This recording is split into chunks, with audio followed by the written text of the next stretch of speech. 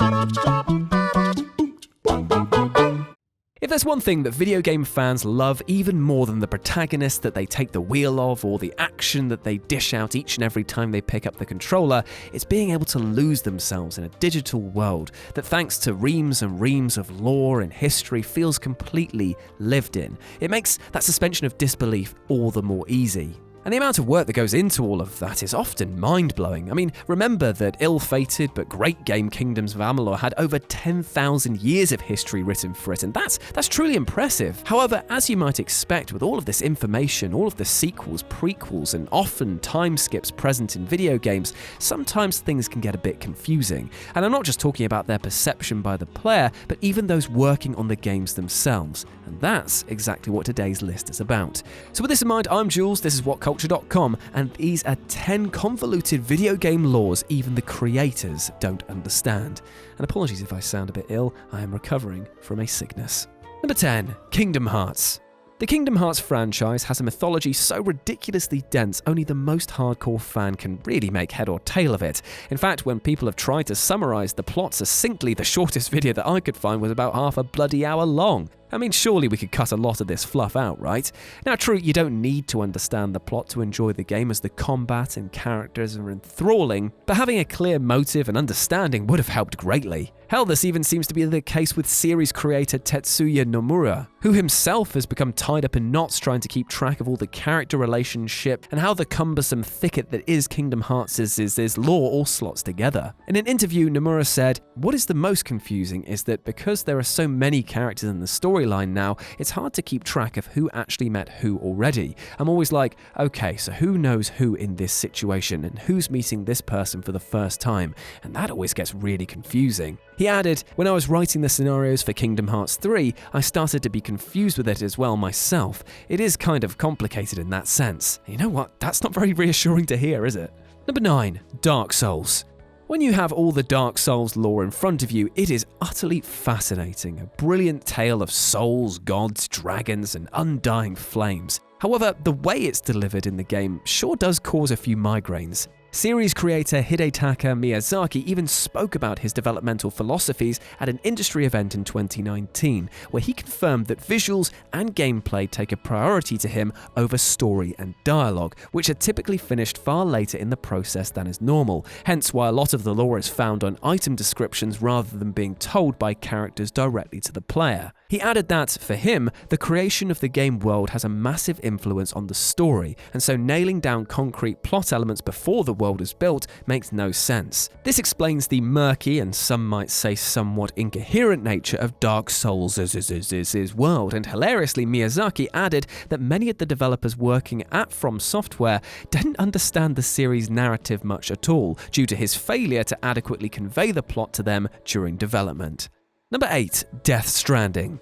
Hideo Kojima's AAA walking simulator was like no other game released in 2019, and true to form for Kojima, its mythos is a bit of a headache to fully make sense of. Though the basic, elemental aspects of Death Stranding are easy enough to understand, the game doesn't stray far from Kojima's penchant for word salad exposition, to the point where keeping track is so exhausting you might just give up trying. In fact, in the months leading up to the game's release, Kojima cheekily confessed that he himself didn't have a clue what was going on. "Even now, I don't understand the game. Its worldview, gameplay, they are all new. My mission is to create a genre that does not currently exist, and which takes everyone by surprise. There is, naturally, a risk in that."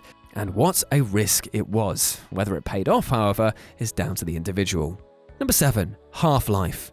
Though we're all excited about the recent announcement of the fantastic-looking VR title Half-Life Alyx, don't expect this game to shed much additional light on the exact canonicity of the nebulous Half-Life universe, as Valve has always taken a rather suspiciously ambiguous approach to fleshing out the franchise's storyline. Mark Laidlaw, the series writer, has also rubbished a lot of claims by fans that tie things together by saying canon itself is non-canon when quizzed about which events tie into which, and and that he has no issue with things not making sense in the wider world. This is why the game is so keen to embrace retconning its own mythology, something which many franchises would stay very far away from.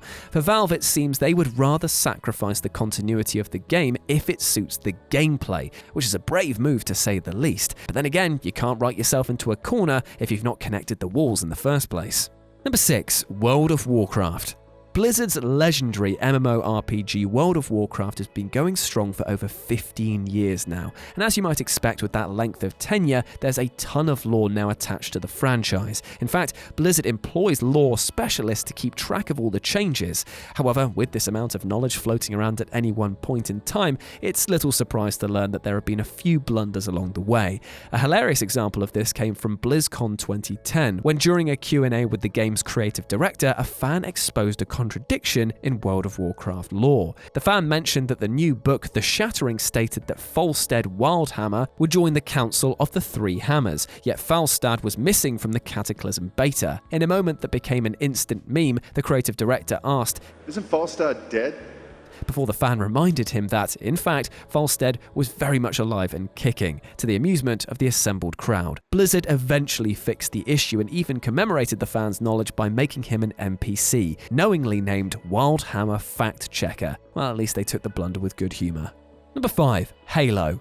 Halo, despite being about a big green toaster nuking zombie shrimps and their Warhammer-esque looking mates, has an incredibly deep lore thanks in part to the 50 novels and comics that have been released alongside to further the adventures of Master Chief. And so when 343 took over from Halo 4 and in Halo 5 decided to take Chief off the screen in place of Spartan Locke, fans were less than impressed.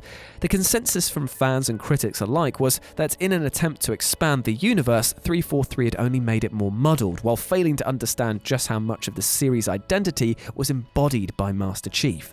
In a recent interview, franchise director Frank O'Connor admitted their mistakes. He said, "We took some digs for storytelling in Halo 5, but they were absolutely merited. We very much realised that people wanted Master Chief's story of Halo 5. For some fans, and certainly fans of Master Chief, it was a huge disappointment because they wanted more Chief."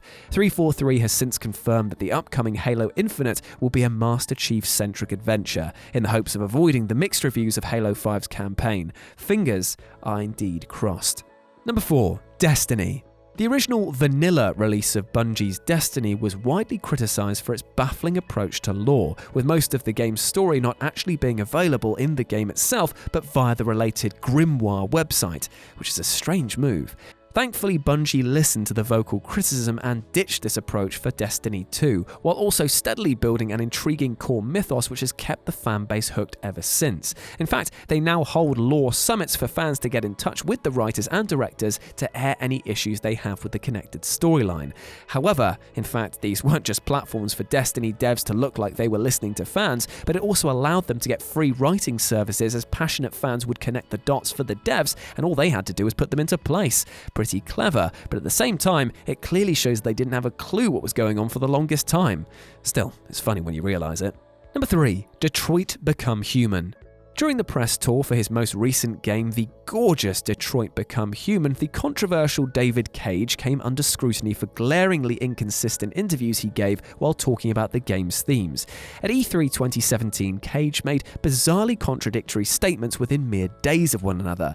In an interview with The Verge, he implied that the game's story of an android rebellion was really an allegory for real-life events, stating that people will see Detroit as, "Oh, this is about androids and the revolution," and honestly, I don't think this is the story I wrote. I think it's really a game about us, humans. It's about what it means to be human. It's about identity. It's about civil rights.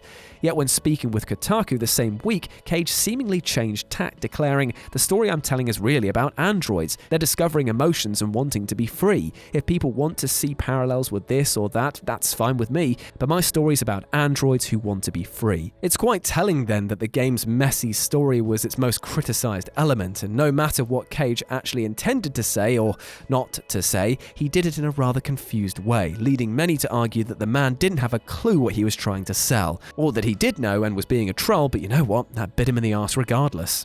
Number 2. Metal Gear Solid.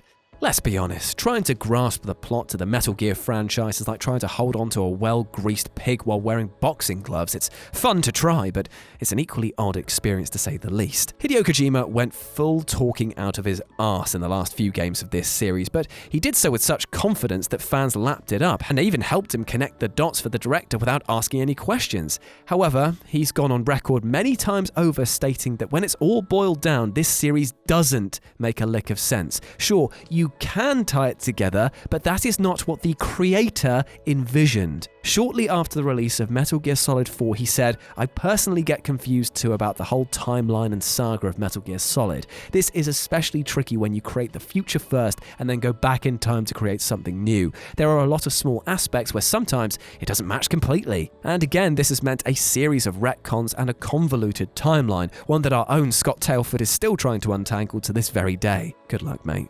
And number 1, Assassin's Creed.